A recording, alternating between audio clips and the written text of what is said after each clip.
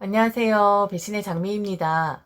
오늘 이야기는 한 여성의 복수극이라고 해야 할까요? 믿을 수 없는 악연에 대한 이야기입니다. 결국 악인은 벌을 받고 마는데요. 불쌍하기보다는 당연히 받아야 할 벌 같습니다. 사연자분에게 어떤 사정이 있었는지 사연 속으로 들어가 보겠습니다. 저는 30대 중반의 여자입니다. 결혼한 지는 1년이 갓 지났어요. 요즘 같은 어려운 시기에 든든한 직장 있고 마음 넓은 남편이 있어서 참으로 행복합니다. 여생이 지금과 같이 평온했으면 더할 나위 없겠습니다. 제게 있어서 결혼 전까지의 삶이란 우울함과 어두움 그 자체였어요. 그것은 아버지와 어머니 그리고 어떤 한 아저씨 때문이었죠. 아무에게도 털어놓지 못했던 황당했던 제 사연에 대해 이야기해 봅니다. 저의 아버지는 제가 초등학생 때 교통사고로 돌아가셨어요. 아버지와 엄마는 같은 동네에서 만났는데 중학교를 졸업하고 서울로 야반 도주를 했다고 합니다. 그 이유에 대해서는 엄마가 말해주지 않아서 자세히 모르겠는데 아버지네 집이랑 엄마네 집이랑 논밭을 두고 많이 싸웠다고 했습니다. 좁은 시골에서 할아버지들끼리 주먹질도 했고 할머니들끼리는 머리끄덩이를 잡고 뒹굴기도 했다고 하더라고요. 그런 상황에서 엄마가 아버지를 따라 야반도주를 했으니 외가 입장에선 엄마가 모질이에 배은망덕한 사람이었고 그래서 인연을 끊다시피 했습니다. 그렇게 십수년이 흘렀고 아버지가 갑작스럽게 사고로 떠났음에도 외가 식구들은 장례식장에도 찾아오지도 않았었죠. 다만 장례식 때 친가 할아버지 할머니가 오셔서는 오열하며 아버지가 돌아가신 것이 다 엄마 때문이라고 심한 막말을 했습니다. 엄마는 상복을 입은 채 할머니에게 맞고만 있었고요. 그 모습이 아직도 생생하네요.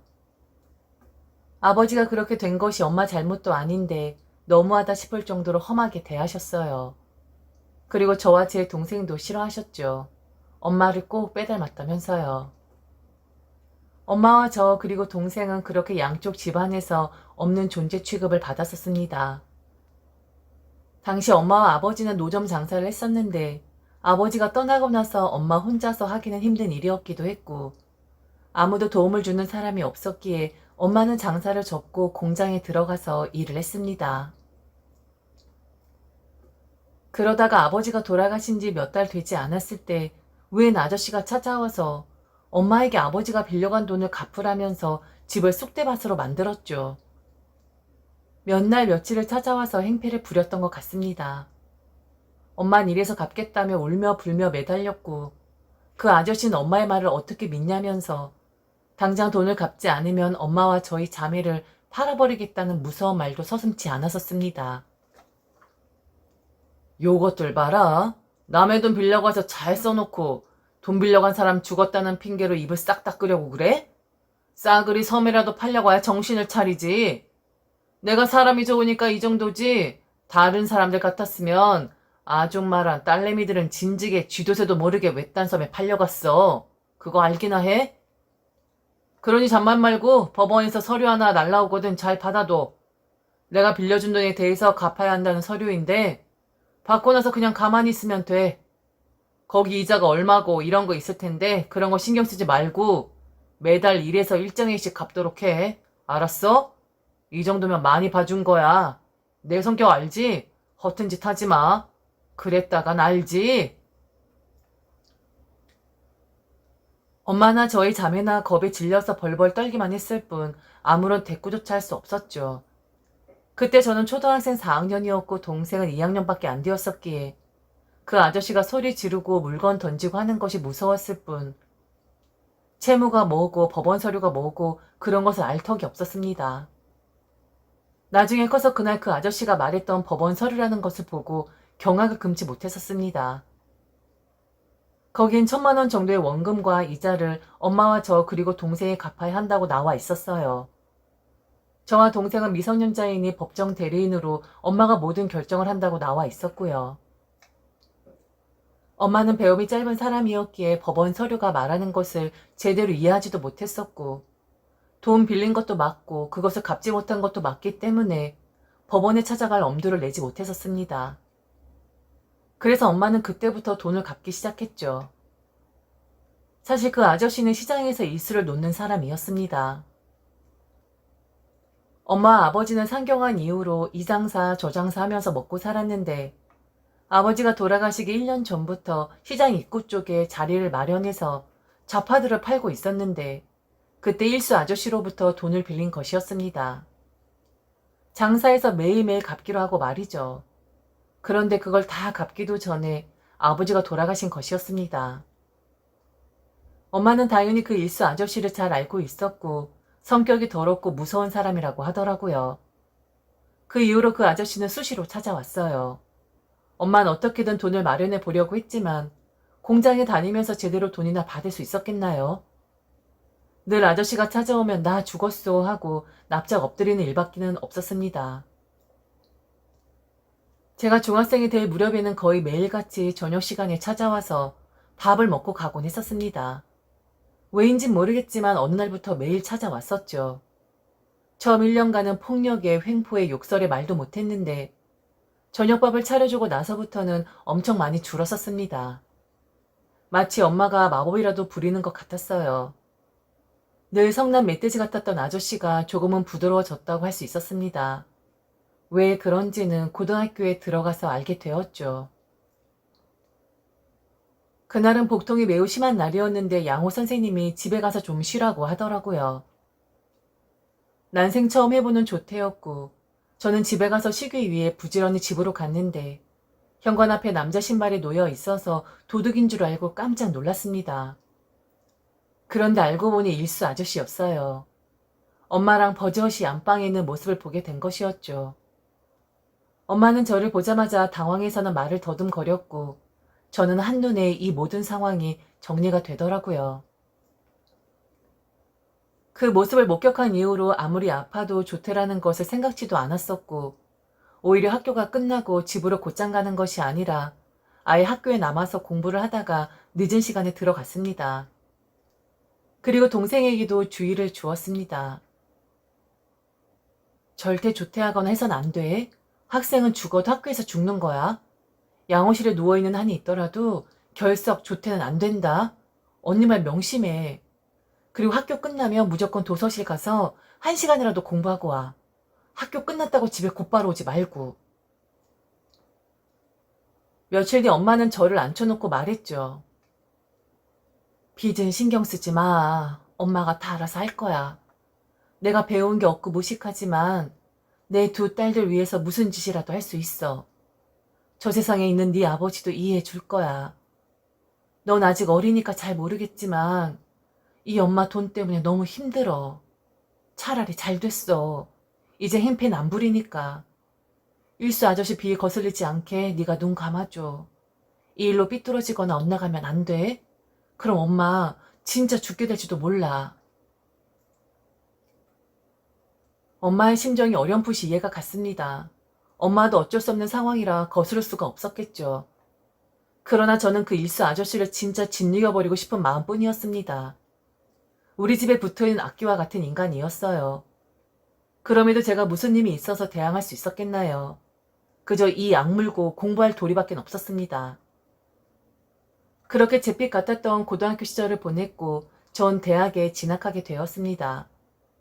대학만 졸업하면 얼른 취직해서 돈 많이 벌어서 일수 아저씨 빚 얼른 갚고 다시는 못 찾아오게 하고 싶었죠. 제가 대학에 갈 무렵에 엄마는 친구분과 함께 자그마한 실내 포차를 하게 되었어요. 말이 동업이지 돈이 없었던 엄마는 음식하고 청소하고 다 해야 하는 것이었고 동업 아주머니는 바쁜 시간에 가끔 들러서 도와주는 정도였습니다. 그래도 엄마는 힘든 줄 모르고 매우 만족해했습니다. 얼마나 고마운 친구야. 그래도 수익은 똑같이 나누어 준다고. 공장 다닐 때보다 100만 원은 더 벌잖니. 거기다가 네가 공부도 잘해서 장학금도 받아오니 이제 돈 모을 일만 남았어. 일수 아저씨 빚이야 꾸준히 갚고 있으니까 너 대학 졸업 때 즈음이면 끝낼 것 같고 그땐 너도 취직할 거고 그럼 그때 우리 20평대 빌라라도 한 채 꼭 얻자. 거기서 우리 새 모녀 살게 되면 그럼 엄마는 소원이 없겠다. 엄마가 그리 말하니 안심이 되기도 하고 행복이 손에 잡히는 듯 했어요.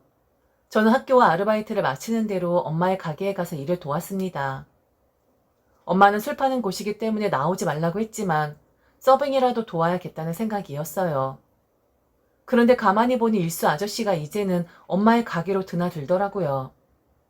술과 안주를 잔뜩 시켜 먹고 계산도 안 하고 가는 것이었죠. 저는 꼴도 보기 싫은 일수 아저씨였지만 술값은 내고 가시라고 말했더니 인상을 팍 쓰며 욕을 하더라고요.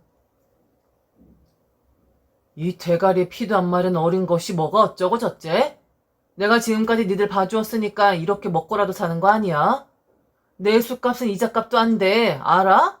어디서 건방지게 나한테 이래라 저래라야? 내가 집에 가면 너만한 자식이 있어. 내가 나타나기 싫다면 돈을 빨리 갚던가. 거지 발사계 같은 것들이 자존심만 살아가지고 말세다 말세.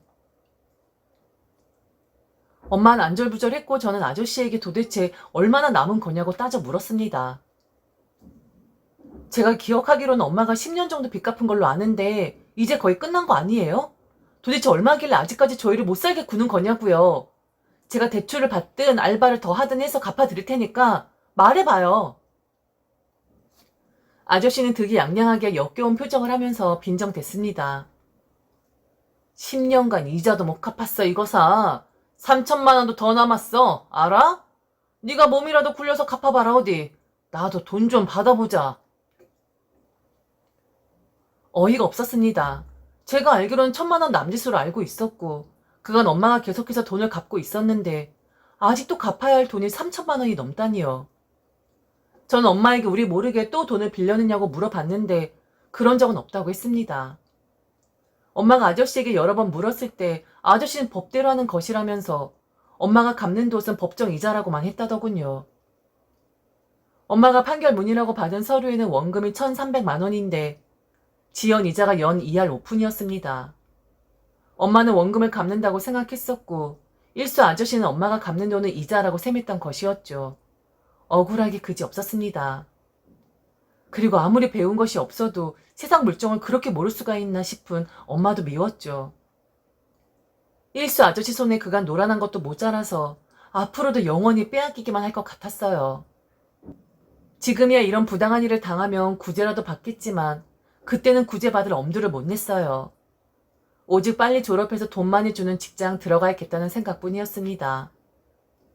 엄마가 낙천적인 것을 다행으로 알아야 하는지 엄만 그래도 언젠가는 다 갚겠지 하면서 저보곤 가만히 있으라고 하더라고요.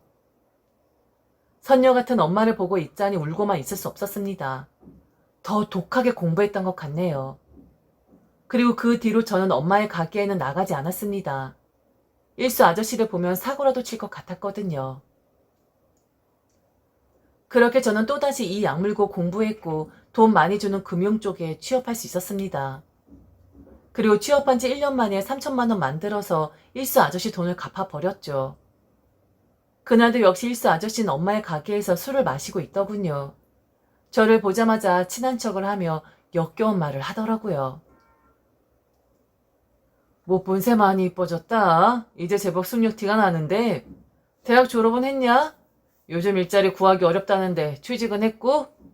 어디 술집 같은 데 나가서 일하는 거 아니야? 직업이 귀천이 어딨겠냐? 한번 열심히 살아봐.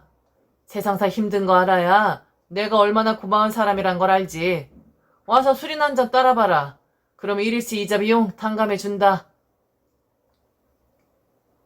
엄마는 제가 돈을 갚으러 왔다는 것을 알고 있었고 그날로써 빚에서 해방된다는 것을 알았는데 그래서인지 아저씨에게 무섭게 달려들더라고요.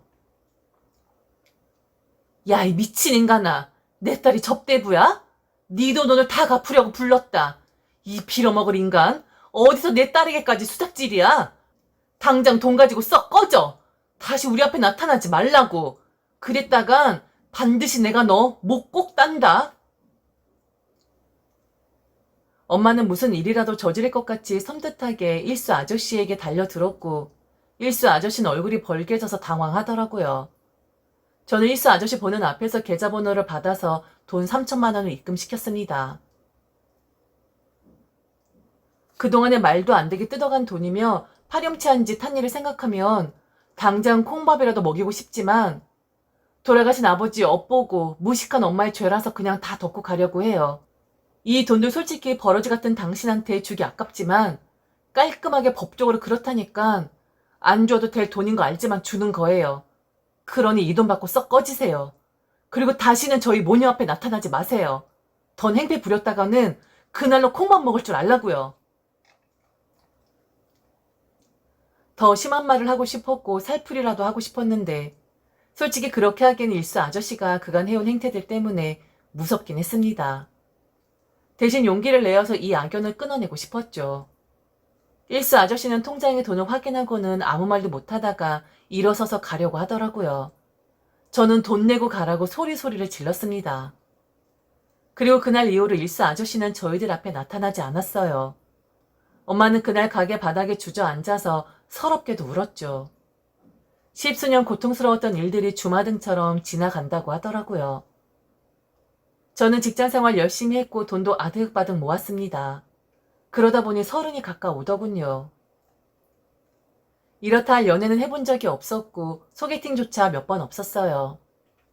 그런데 절 죽자 쫓아다니던 남자가 한 명 있었죠. 한창 취업 준비할 때 한 달 정도 이용하던 집 근처 독서실이 있었는데 거기서 공부하던 남자였어요. 독서실 옥상에서 자주 마주치곤 했었죠. 고시 공부한다는 남자였었는데 순박해 보이더라고요. 몇 번 아른 체를 해주고 열심히 하면 좋은 결과 있을 것이라고 말해준 것밖에 없는데 그때부터 저를 죽자 살자 쫓아다녔습니다. 취직하고 정신없는 와중에도 퇴근 무렵이면 시시콜콜한 메시지를 보냈고 주말이면 영화 보자, 차 마시자 귀찮게 했었죠. 스토커까진 아니었는데 하도 귀찮게 해서 단호하게 말해주었습니다. 오빤 제 스타일 아니에요. 더군다나 고시 공부한다는 사람이 시간이 남아 돌아요? 여자 꽁무니나 쫓아다니게? 공부하세요, 공부. 그리고 앞으로 연락하지 마시고요.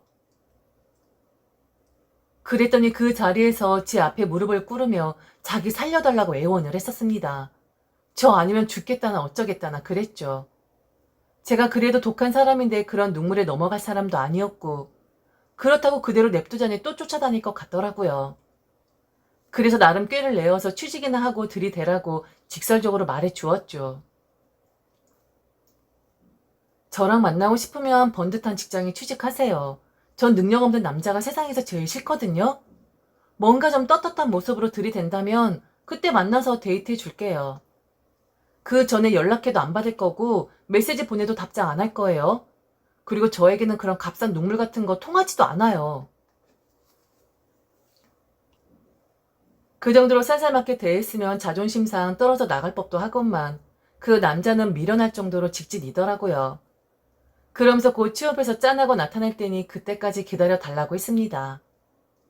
그냥 건성으로 알았다고 답해 주었는데 그게 현실이 되어 버렸죠. 머린 나쁘지 않았는지 고시 공부 그만두고 취업 준비해서 1년여 만에 합격했다고 제게 기쁜 목소리로 전화를 했습니다. 물론 그 전에도 제게 매일같이 메시지 보내고 가끔 회사로 꽃도 보냈지만 한 번도 대꾸해주지 않았었는데 모르는 번호로 전화가 와서 받았더니만 그 사람이 취업했다고 들뜬 목소리로 이젠 사귀는 거냐고 묻더라고요. 그때 그 소름이란 이루 말할 수 없었죠. 그래도 약속은 약속이니 어쩌겠나요. 몇 번 만나주는 관용은 베풀었습니다. 전 그 남자에게 어떠한 감정이나 느낌도 없었거든요. 다만 제가 취업하면 만나는 주겠다고 약속을 했으니 몇 번 정도 차 마시고 영화나 봐주기로 했죠. 한 5번 정도 만났을 때 저는 그 남자에게 도무지 감정이 생기질 않는다고 말해 주었어요. 그 남자는 또 서럽게 울더라고요. 그러면서 기회를 달라, 오래 보아 달라 그런 말들로 제 마음을 잡으려고 했고 저는 그냥 친구 사이로 지내는 것이 좋겠다고 선을 그어 주었습니다. 그마저도 그 남자에게는 희망이 되었는지 연신 고개를 끄덕였죠. 그렇게 그 남자는 저를 4년이나 넘게 쫓아다녔었네요. 귀찮았지만 어느 순간부터 그냥 그러려니 싶었고 그 남자의 어린애 같은 순수한 면에 약간의 끌림도 있었습니다. 저야 남자보단 하는 일에 더 열심히였고 돈을 모으는 것에 제 인생을 걸었던 만큼 주변에 남자는 거의 없다시피 했었죠. 그러다 보니 30을 넘기게 되었고 그 남자는 계속해서 제게 결혼 이야기를 하더라고요. 결혼만 해주면 자기가 다 알아서 집안일도 하고 홀어머니도 모시겠다고 했습니다. 결정적으로 저희 엄마를 모시고 살겠다는 말에 혹했던 것 같아요. 맞선 몇 번 보았을 적에 만났던 남자들은 자기네 부모는 모실 생각이 있다면서도 장모님은 모시겠다는 사람이 없었거든요. 어떤 남자는 농담이라고 하면서 우스갯소리로 말했는데 어이가 없었던 적도 있었어요. 결혼한 남자와 여자들이 바라는 게 딱 한 가지씩 있대요. 그게 뭔 줄 알아요? 여자는 돈 많은 시아버지가 필요하고 남자는 우리 집 살림과 육아해줄 장모님이 필요하다고 하더라고요. 애 낳으면 교육은 친할아버지가 시키고 육아는 장모님이 한대요. 전 그 말에 전적으로 동감해요. 대신 본가든 처가든 가까운 곳에 살아야지 같이 사는 것은 죽어도 안 될 것 같아요. 같은 생각이시죠? 저 또한 이기적인 사람이라서 시부모님을 모시고 사는 것은 감히 엄두를 못 냈었기에 그 맞선 놈의 말에 수긍하고 말았습니다. 그리고는 엄마에게 엄청 죄 지은 것 같고 미안했었죠. 거의 대부분의 남자들이 그랬는데 그 순정파 남자는 자기가 먼저 저희 엄마를 모시겠다고 발벗고 나서니 순간 눈길이 가더라고요. 몇 번의 줄다리기 끝에 결혼을 승낙했습니다. 그 남자는 저희 엄마에게 먼저 인사를 하러 왔어요. 선물도 한아름 들고서 말이죠. 전 속으로 그래 이 정도로 우리 집에 잘해주기만 하면 그까짓 결혼이 뭐 대수인가? 비록 내가 좋아하는 남자는 아닐지라도 날 이렇게나 끔찍이 좋아해 주는데 한번 같이 살아나 보자 하는 생각이 들었습니다. 엄마도 순하고 어린아이 같은 그 남자를 마음에 들어하는 눈치였어요. 엄마는 그 남자에게 부모님 어떤 분들이냐고 물었습니다. 빈말이 아니라 어머니는 자유로우시고 아버지는 되게 가정적이시고 헌신적이세요. 두 분이 싸우는 모습을 전 본 적이 한 번도 없습니다. 아버지가 약주를 좀 좋아하시는 편이시긴 한데 한 번도 실수하신 적 없고요. 가족들 끔찍이 생각하시는 분이에요. 제가 아버지 닮았다는 소리 많이 들어요. 아마 결혼해서도 따님이 시집살이 당하거나 힘든 일은 하늘에 맹세코 없을 겁니다. 믿어주세요. 엄마와 저는 흡족해 했고 정말 그러기를 바랐죠. 이윽고 그의 부모님을 찾아뵙는 날이 되었습니다. 긴장이란 것은 모르고 살았었는데 상당히 긴장되고 걱정스럽기까지 하더라고요. 그런데 그 남자의 집에 당도해서 현관에 들어서자마자 그냥 바로 주저앉고 말았습니다. 그 남자의 아버지는 일수 아저씨였던 것이었죠. 일수 아저씨도 놀라서 어쩌지 못하더라고요. 남자와 그의 어머니도 왜 그런 것이냐면서 부산을 떨었고요. 저는 당장 그 집을 나왔는데 일수 아저씨가 따라 나오더니 저의 손목을 낚아채더라고요. 그러면서 다급하게 말했어요. 이것도 인연이면 인연인데 이렇게 가면 어떻게 하냐. 우선 우리들 사이의 이야기는 나중에 하고 애 엄마가 정성스럽게 밥 차려 놓았어. 먹고 가. 그리고 우리 차차 해결해 보자. 부탁이야. 지금 애 엄마가 좀 아파.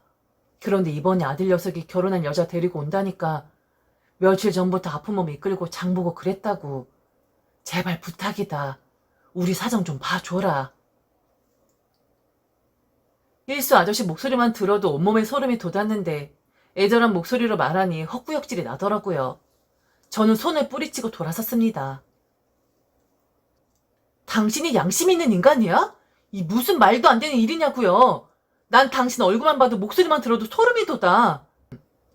이쯤에서 내가 아무 말 안 하고 가는 걸 다행인 줄 알아요. 당신의 그동안의 만행을 확 다 불어버리는 수가 있어요. 그렇게 그 집서 나왔고 그 남자는 제게 매달리다시피 하며 왜 그런 거냐고 몇 날 며칠을 찾아왔죠. 그러다가 제가 대꾸도 안 하자 기어 회사로까지 찾아와서 절 만나게 해달라고 소란을 피웠습니다. 창피한 것은 둘째치고 알려줘야겠다는 생각에 만나서 그간의 사정에 대해 솔직하게 말해 주었습니다. 그리곤 다시는 보지 말자고 말했어요. 그간의 사정을 들어서 알겠지만 당신 아버지는 우리 모녀에게 있어서 짐승만도 못한 인간이야. 그런데 결혼을 하자고? 미치지 않고서야 그럴 수 없지. 지금이야 당신이 아버지와 인연을 끊겠네 어쩌네 해도 난 믿을 수도 없고 사실 말이 나와서 말이지. 원수의 집안과 결혼할 만큼 내가 당신을 좋아하지도 않아. 그래 당신 아버지에게 가서 따지든지 말든지 하고 다시 나 찾아오지 마. 오늘이 마지막이야. 다음부턴 경찰에 스토커로 신고할 거야. 그 정도로 말했으면 그만둘 줄 알았는데 무슨 소심줄인지 끈질기게 또다시 절 쫓아다니기에 그럴 때마다 경찰에 스토커 신고했습니다. 그러기를 몇 번 이었었는데 어느 날 집 앞에 일수 아저씨가 서 있더라고요. 일수 아저씨는 절 보자마자 이야기 좀 하자 하더군요. 너 때문에 우리 아들이랑 애 엄마가 다 죽게 생겼다. 도대체 왜 그리 모질게 그래? 내가 예전에 너희 모녀에게 섭섭하게 한 거 있으면 다 갚아줄게. 돈 주겠다고 돈.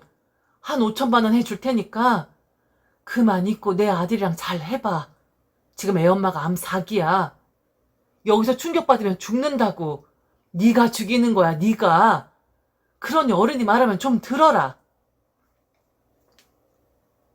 짐승 같은 줄은 알았는데 이 정도로 뻔뻔한 줄은 몰랐죠. 저는 경고해 주었습니다. 이봐요, 아저씨. 아저씨는 최악으로 질이 나쁜 인간이에요. 엄마가 무식하다고 해서 법적서를 들이밀며 얼마나 고리대를 뜯었어요. 그뿐이에요? 엄마를 짓밟기까지 했잖아요. 아저씨네 아줌마도 그런 사정 알아요? 내가 한번 가서 말해줘요? 아저씨가 그렇게 가정적이고 헌신적이라면서요. 이 기회에 그 가증스러운 가면 벗겨드릴까요? 전 댁내 아줌마가 죽든지 그 아들내미가 죽든지 관심 없어요. 세상이 냉정하다고 냉혹하다는 것을 제게 가르쳐준 사람이 아저씨 아니에요? 어디서 값싼 동정팔이 하려고 해요? 다시 한번 말하지만 이 시간 이후로 또 이렇게 우리 집에 어슬렁거리거나 찾아오면 나 당장 아줌마한테 찾아가서 다 말할 거예요. 그리고 당신 콩밥도 먹일 거고요. 그러니 허튼 소리 말고 집에 나가서 수습이나 해요. 마지막 배려예요. 그리고 이게 가능하다라고 생각을 해요? 제가 생각해도 마음 넓게 썼던 것 같습니다. 그 기회를 이용해서 그 집 자체를 쑥대밭을 만들고 싶었는데 더 이상의 악연은 만들고 싶지 않은 심정이었죠. 엄마에게는 성격 차이로 헤어졌다고 했어요. 괜히 엄마까지 알아서 예전에 악몽 같았던 기억을 떠올리게 하고 싶지 않았거든요. 그렇게 일단락 되는 듯 싶었는데 결국 의지가 약했던 그 남자는 제가 뭐라고 스스로 자기 몸을 해쳤고 그 집 아줌마는 병세가 악화되어 돌아가셨더군요.